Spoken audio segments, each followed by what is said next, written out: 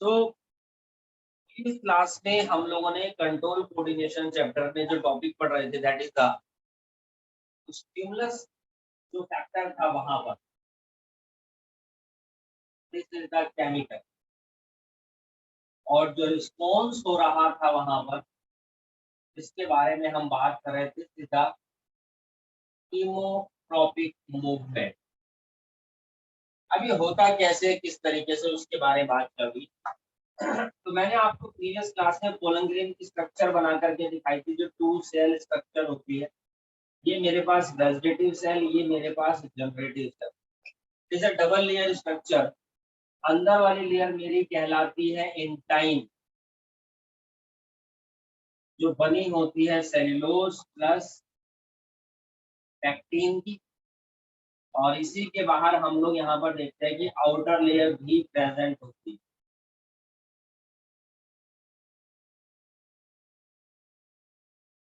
है। अब ये जो आउटर लेयर मेरे पास यहाँ पर प्रेजेंट है,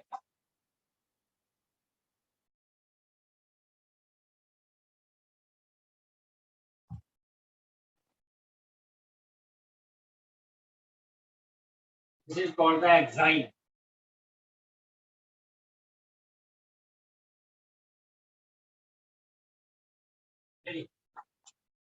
तो मेरे पास जो अंदर वाली लेयर है ये दिस इज द एंजाइम जो सेल्यूलोज और पैक्टिन की बनी होती है। सेल्यूलोज और पैक्टिन न्यूट्रिटिव सब्सटेंस होते हैं। और जो आउटर लेयर मेरे पास है बच्चों, this is layer is called the exine. इसको हम एक्साइन बोलते हैं, जो बनी होती है हमारे पास स्पोरोपोलेनिन से। स्पोरोपोलेनिन भी एक ऑर्गेनिक कंपाउंड है। इट इज द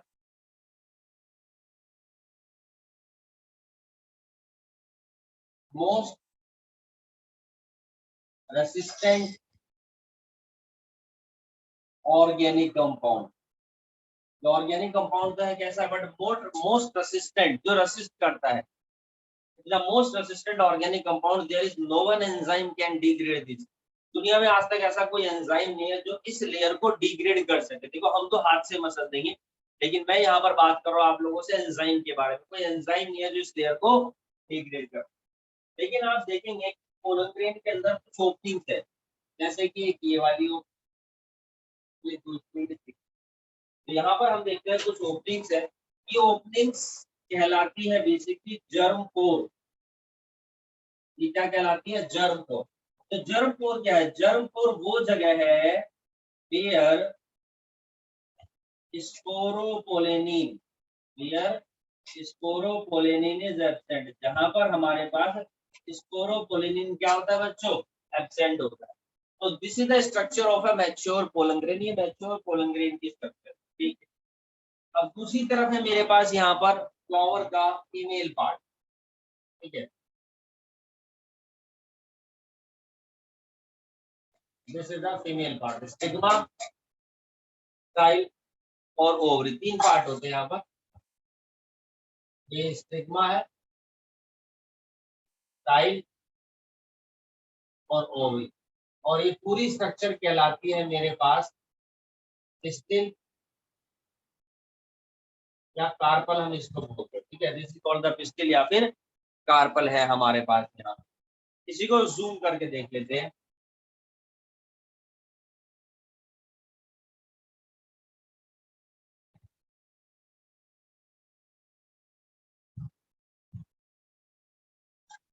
तो स्टिग्मा है, स्टाइल है और ओवरी, ठीक है बच्चों। अब हम लोग यहाँ पर क्या देखते हैं कि जो स्टिग्मा है, ये स्टाइल है, ये ओवरी हमारे पास यहाँ पर प्रेजेंट है।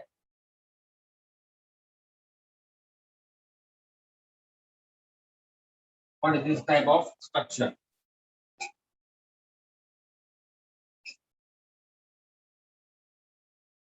यहाँ पर आपकी जो स्टाइल होती है और स्टिग्मा है, इन दोनों की पेरिफेरी पर कुछ टिश्यू प्रेजेंट होते हैं। These are the nutritive tissue। ये न्यूट्रिटिव टिश्यू प्रेजेंट होते हैं स्टिग्मा और स्टाइल दोनों की पेरिफेरी पर। पेरिफेरी पर मतलब कि कॉर्नर पर, आउटर लेयर पर। अब जैसे ही कोई भी पोलन ग्रेन यहाँ पर लैंड करता है, मान लीजिए ये पोलन ग्रेन है, तो यहाँ पर हमने देखा कि जो भी फ्लावर का मेल पार्ट है इसके अंदर पोलन ग्रेन्स की फॉर्मेशन हो, ये पोलन ग्रेन यहाँ से यहाँ पर फीमेल पार्ट के ऊपर अगर लैंड कर जाते हैं तो this process is termed as pollination. इसी को हम क्या बोलते हैं, पोलिनेशन बोलते हैं। यानी the transfer of pollen grains from male part of the flower to the female part of the flower is termed as pollination. ये हमारा पोलिनेशन कहलाता है और पोलिनेशन के कारण पोलन ग्रेन्स इसके ऊपर लैंड कर गए। अब मान लो फूल है गुलाब का और पोलन ग्रेन भी गुलाब का है, तब तो अच्छी बात है, एग्जाम्पल है कि जो मेरे पास पोलन ग्रेन होते हैं वो स्पीशीज स्पेसिफिक होते हैं। अगर वो उसी स्पीशीज के फीमेल पार्ट के ऊपर लैंड करते हैं तब तो ठीक है, तब तो पोलिनेशन होगा, फीमेल पार्ट इसको एक्सेप्ट करेगा। अगर मान लीजिए कोई दूसरी स्पीशीज का पोलन ग्रेन है तो फीमेल पार्ट इसको क्या कर देगा, रिजेक्ट कर देगा दोस्त। अब मैं कहता हूँ कि ये यहाँ पर कोई दूसरे फ्लावर का पोलन ग्रेन भी आ सकता है मेल पार्ट से, ये रिजेक्ट, लेकिन ये वाला यहाँ पर जो है ये एक्सेप्ट हुआ। तो ये मैंने जैसे बोला कि स्पीशीज स्पेसिफिक है, यहाँ पर फीमेल पार्ट भी रोज फ्लावर है और मेल पार्ट जो पोलन ग्रेन है वो भी रोज फ्लावर है। तो there is a chemical reaction takes place, यहाँ पर पोलन और पिस्टिल के बीच में केमिकल रिएक्शन होती है। This is called the pollen pistil interaction. क्या होगा बच्चों यहाँ पर, pollen pistil interaction. Basically there is a continuous chemical dialogue is formed. There is a continuous chemical dialogue is formed between pollen and pistil. यानी कि pollen और pistil के बीच में कंटिन्यूअस केमिकल डायलॉग यानी कि कंटिन्यूअस केमिकल रिएक्शन होती है, जिसको हम लोग यहाँ पर बोलते हैं पोलन पिस्टिल इंटरेक्शन।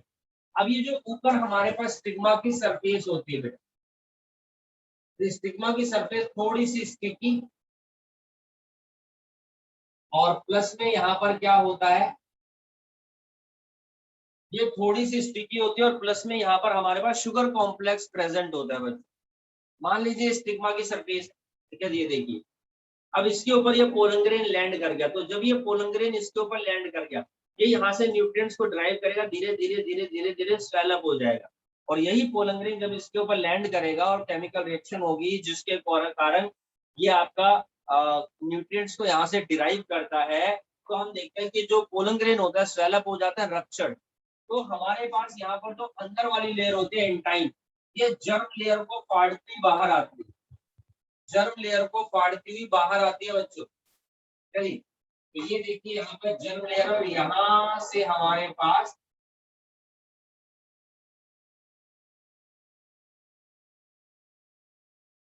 ये पोलन ट्यूब आती है। This is called the pollen tube. तो ये पोलन ट्यूब हमारे पास यहाँ पर आ गई और ये जो पोलन ट्यूब यहाँ पर आई है ये कैसे आई है, क्योंकि पोलन और पिस्टिल के बीच में कंटिन्यूअस केमिकल रिएक्शंस होती है। स्पीशीज स्पेसिफिक है, स्पीशीज स्पेसिफिक किसके कारण है, एंजाइम्स के कारण है। तो एंजाइम्स ही वो बेसिकली केमिकल्स है जिसके कारण यहाँ पर उसी स्पीशीज का पोलन ग्रेन उसी स्पीशीज के फीमेल पार्ट के ऊपर यहाँ पर लैंड करता है, न्यूट्रिएंट्स को डिराइव करता है, बाकी तो रिजेक्ट हो जाते हैं, ठीक है।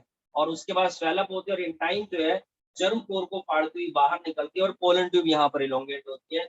और ये जो दोनों सेल मेरे पास वेजिटेटिव सेल और जीसी यानी कि जनरेटिव सेल, ये दोनों सेल भी यहाँ पर इसके अंदर प्रेजेंट है। ये देखिए एक सेल ये रही और एक सेल ये रही जो मैं रेड डॉट से रिप्रेजेंट है।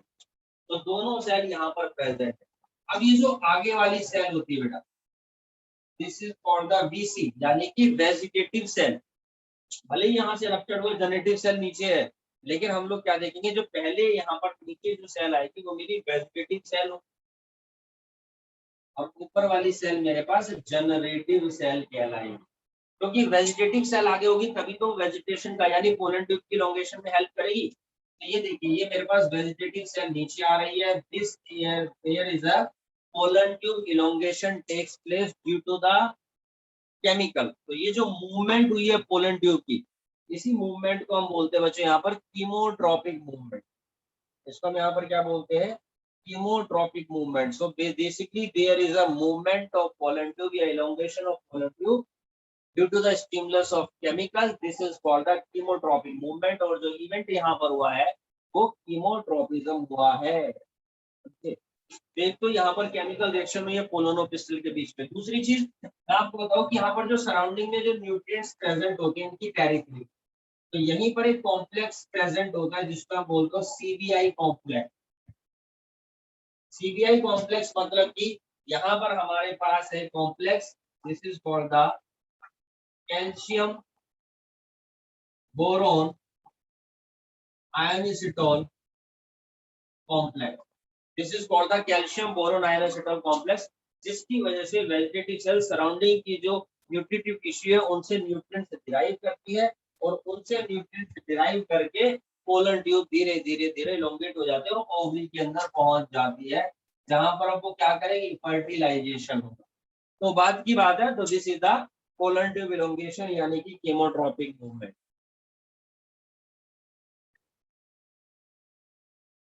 अब बात करते हैं यहाँ पर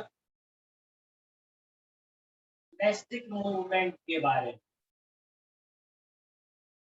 देखिए जो नेस्टिक मूवमेंट होती है बेसिकली दीज आर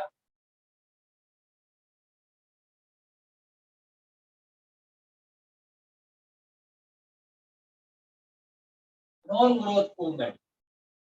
ये जो मूवमेंट होती है हमारे पास नॉन ग्रोथ मूवमेंट होती है, यानी मूवमेंट तो होगी बट इसमें ग्रोथ का कोई लेना देना नहीं होता है किसी भी तरीके का। और इसमें दो तरीके की मूवमेंट है, देखिए एक है थिग्मोनेस्टी और दूसरा है फोटोनेस्टी। हमारे कोर्स में यानी दो तरीके की स्टिमुलेटिंग फैक्टर है। जहाँ पर टच है तो वहां पर मूवमेंट होगी थिग्मोनेस्टी, जहाँ पर लाइट है वहां पर मूवमेंट होगी हमारे पास फोटोनेस्टी। तो थिग्मोनेस्टी में नॉन डायरेक्शनल मूवमेंट होती है प्लांट के अंदर या प्लांट के पार्ट के अंदर, जब भी हम उसको टच करते हैं तो नॉन ग्रोथ मूवमेंट हुई तो वो थिग्मोनेस्टी मूवमेंट कहलाता है जो टच के कारण है। और इसका एक बहुत बढ़िया एग्जांपल है बच्चों, दिस इज कॉल्ड द सुई मुई। सुई मुई का प्लांट होता है जिसका बायोलॉजिकल नेम है यहाँ पर मिमोसा पुदिका।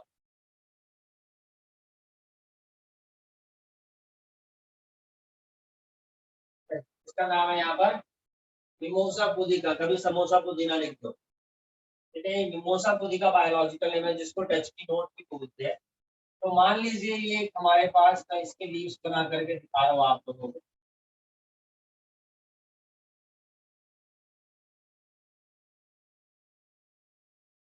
ये छुई का पौधा है और जैसे ही हम यहाँ पर इसको टच करते हैं तो उस समय क्या होता है कि इसकी जो लीव्स होती है वो आपकी क्लोज हो जाती है। मान लीजिए इस तरीके से खुली है तो इस तरीके से आपकी वो बंद हो जाएगी बेटा। ये देखिए ये वाली ये इसी के ऊपर है।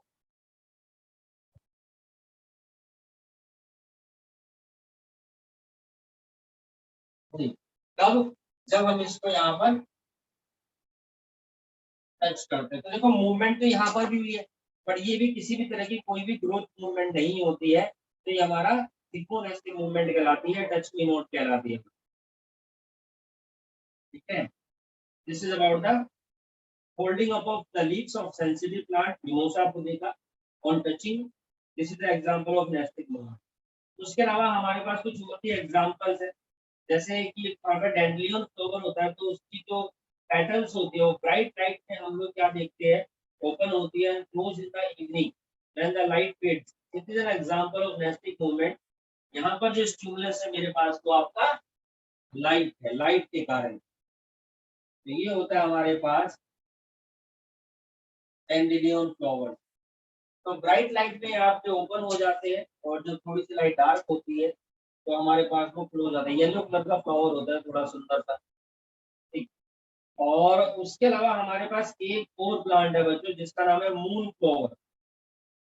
ठीक है, इसको हम बोलते हैं मून फ्लावर। तो ये क्या होता है कि रात में आपका खिलता है और जब ब्राइट लाइट होती है तो इसकी जो लीफ होती है वो क्लोज हो जाती है, यानी कि opening in dark and closing in bright light. तो लाइट फेड होती है, तो ये एग्जांपल है नेस्टिंग मूवमेंट का, and in their case the stimulus is the light. तो this is an example of photo nastic, this is an example of thigmo nastic. ये हमारे पास बात है। तो फ्लावर्स की ओपनिंग क्लोजिंग की लाइट के कारण होती है, these are not growth movement, ये ग्रोथ मूवमेंट नहीं है। एक बार मैं फिर से बच्चों रिपीट कर रहा हूँ यहाँ पर फोटोट्रॉपिक मूवमेंट के बारे में आप लोगों के लिए। तो देखो, जब मैं फोटोट्रॉपिक मूवमेंट के बारे में बात कर, तो यहाँ पर स्टिमुलेटिंग फैक्टर क्या है बेटा? लाइट है। अब एग्जांपल क्या है ये देखिए, ये मेरे पास एक प्लांट है, ये नॉर्मली आपका ग्रो कर रहा है, चलिए बात हो गई खत्म। अब लेकिन इस पौधे को उठा करके अगर मैंने रख दिया खिड़की पर, ये देखिए खिड़की लग रही है मेरी, चलिए, और यहाँ पर ये सन है और सन से लाइट आ रही है, तो मैं देखूंगा ये पौधा जो होता है बेंड टुवर्ड्स लाइट, चलिए, ये आपका लाइट की तरफ को बैंड हो जाता है। तो stem band towards light, light की तरफ को बैंड हो, तो ये हमारी फोटोट्रॉपिक मूवमेंट है। लेकिन ये हो कैसे रही है, किस तरीके से हो रही है, व्हाट्स द रीजन क्या है? तो बेसिकली क्या है ये देखिए, ये स्टेम है, ये लीफ है, नॉर्मल ग्रोथ हो रही है। और अभी मैं क्या कह रहा हूँ कि जो सन मेरे पास यहाँ पर प्रेजेंट है, तो इसके अंदर ना हार्मोन प्रेजेंट हो। प्लांट के अंदर 5 हार्मोन पाए जाते हैं, ऑक्सीन है, जिबरेलिन है, साइटोकाइनिन है, एब्सिसिक एसिड है और इथाइलिन। तो हमारे पास यहाँ पर हार्मोन प्रेजेंट है, दिस इज द ऑक्सीन। और ये जो ऑक्सीन हार्मोन हमारे पास यहाँ पर प्रेजेंट है, ये प्रॉपर तरीके से यहाँ पर डिस्ट्रीब्यूटेड है, किसके अंदर भैया?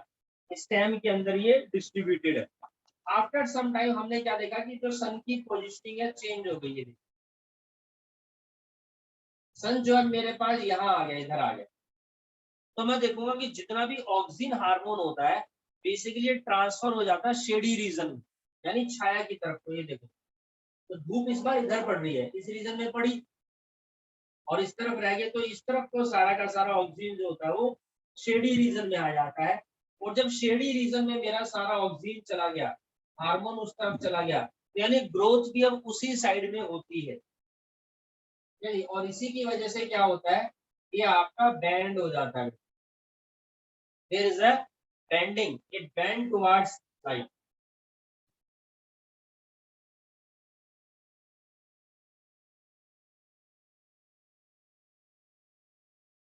तो हमने यहाँ पर क्या देखा कि जो प्लांट की जो स्टेम होती है बेंड टुवर्ड्स लाइट, क्योंकि जो ऑक्सीजन हार्मोन है, देखो light falls only on the right side of the stem, इस वाले केस, ठीक है। So oxygen hormone collect in the left side, टेढ़ी साइड में। क्यों? क्योंकि जो ऑक्सीजन हार्मोन होता है वो प्रीफर करता है किसको? शेड को, छाया को। लेकिन जब ज्यादा ऑक्सीजन हमारा राइट साइड में इकट्ठा हो जाता है, कलेक्ट हो जाता है, सॉरी लेफ्ट साइड में, but on not on right side, तो due to more oxygen hormone in the left side, light directly पड़ रही है मेरे पास राइट साइड में, तो हम देखेंगे स्टेम ग्रो फास्टर, तो यहाँ से ज्यादा फास्ट ग्रोथ करेगी कंपैरिजन टू आपका राइट साइड, क्योंकि यहाँ पर कोई भी ऑक्सीजन नहीं है। तो लेफ्ट साइड ऑफ स्टेम जब ग्रो करेगी और राइट साइड की छोटी है, ये देखिए ये देखिए ये देखिए, क्या होगा? तो इस तरफ को बेंड करेगी करेगी, ऑब्वियस सी बात है, ठीक है, वो इस तरफ को आपका बेंड कर जाती है, become longer than its right side, therefore the stem bend towards the right side. So this is an example, got it? और ये सारा काम किसकी वजह से हुआ है? ये सारा काम ऑक्सीजन हार्मोन की वजह से होता है, ठीक है, क्योंकि oxygen hormone increase the rate of growth in a stem but it decrease the rate of growth in a root. Root की ग्रोथ को क्या करता है? ये डिक्रीज करता है, और स्टेम की ग्रोथ को ये इंक्रीज करता है। तो इसी वजह से जो रूट होती है away from the light will have all the oxygen concentrated in it, ठीक है, जिसके से जो रूट होती है अवे फ्रॉम द लाइट होती है, धीरे धीरे स्लोली स्लोली ग्रो करती है दूसरी तरफ प्लांट्स के नीचे, लेकिन जो स्टेम होती है उसके अंदर ज्यादा और जल्दी ग्रोथ होती है।